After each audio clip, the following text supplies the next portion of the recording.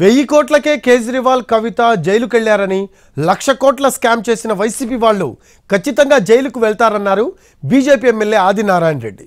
మళ్ళీ వైసీపీ రావడానికి ఎన్డీఏ కూటమి చెవులో పూలు పెట్టుకోలేదని విమర్శించారు.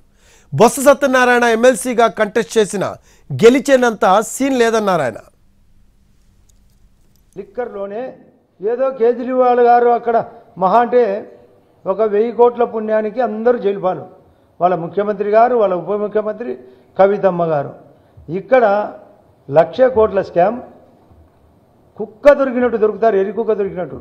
జైళ్ళు పోయేది జైలు గదులు సరిపోవు, తిరిగి వస్తారంట.